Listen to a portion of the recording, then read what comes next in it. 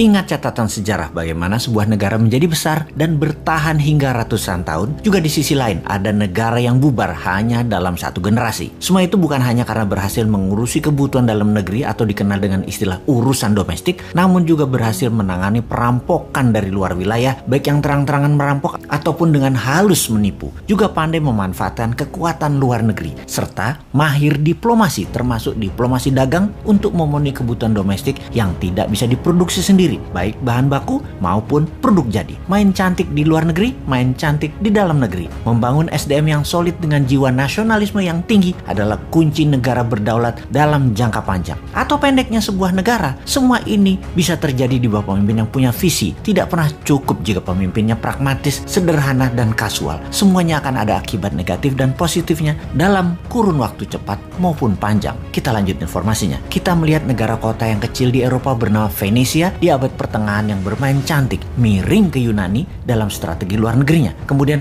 main indah ke dalam negeri dengan koleganza, yaitu equity crowdfunding atau urun dana untuk UKM. Seperti Santara tirulah saat ini. Kalau negara yang terkini, kita lihat Singapura dengan strategi miring ke barat, menjadikan Singapura negara kota yang kuat dalam maritim hub dan financial hub, menjadikan Singapura negeri dengan pendapatan per kapitanya salah satu yang tertinggi di dunia dengan 50 ribuan dolar per kapita atau hampir 12 kalinya pendapatan per kapita Indonesia. Padahal Singapura itu juniornya Indonesia. Indonesia lahir tahun 45, Singapura tahun 65. Bagaimana dengan Tiongkok yang di tahun 1970-an pernah kelaparan dahsyat yang membuat matinya penduduk lebih dari 5 juta dan sangat miskin hingga tahun 80-an. Yang dilakukan oleh Deng Xiaoping, pemimpin waktu itu, adalah bermain cantik keluar negerinya, di mana di tahun 79 Deng Xiaoping memilih miring ke Amerika. Padahal saat itu Soviet, tetangganya Tiongkok, adalah kekuatan yang dikatakan terkuat di dunia dan sama-sama paham bernegaranya adalah komunis. Ternyata benar, sejarah berpihak ke Deng Xiaoping. Taruhan Tiongkok tepat di tahun 1991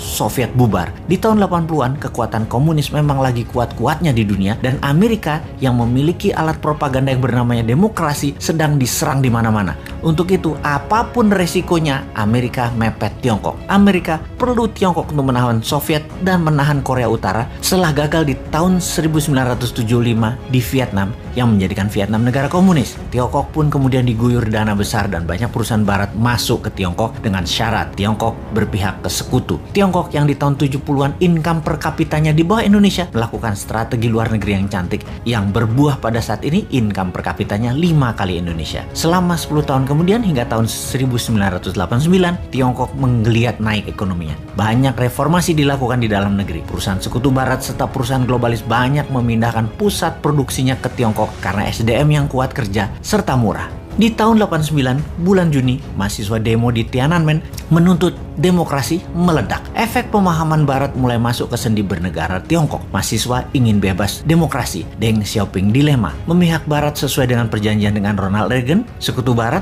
atau balik kanan mementingkan dasar negara, sosialis komunis. Setelah adanya secret meeting, keputusannya adalah tetap sosialis komunis dan anti demokrasi barat. Maka disikatlah mahasiswa di Tiananmen Square itu. Sebuah massacre atau pembantaian dengan 10.000 korban mati di saat itu. Efeknya dunia mengecam Tiongkok. Lebih dari 50% perusahaan Amerika dan perusahaan barat menarik diri dari Tiongkok. Namun keputusan Tiongkok sudah bulat. Bermain dengan globalis, tidak bermain dengan negara barat. Dengan membangun semua ke dalam negeri terlebih dahulu. Tiongkok menggunakan ekonominya MMT Michael Hudson. Tiongkok mainkan double currency system. Di dalam cetak uang berbasis proyek, ke luar negeri pakai yuan berbasis dolar. Tiongkok membangun gila-gilaan di dalam negeri setelah memiliki keterampilan yang diberikan barat selama 10 tahunan. Di dalam membangun berbasis printing money. Semuanya tentunya dengan studi mendalam, bukan asal bangun jalan tol saja misalnya, tetapi membangun jaringan sambungan antar kota produksi, pemasok bahan baku, hingga membangun industri kendaraan niaganya. Isinya apa, kemana arahnya, semua dirancang dengan teliti. Efeknya biaya produksi turun, produksi jadi cepat terdistribusi. 12 lapis benefit pembangunan didapatkan. Bukan hanya 2 manfaat didapatkan dalam membangun jalan pakai hutang, yaitu jalanan dibangun ramainya hanya untuk mudik lebaran sebagai manfaat pertama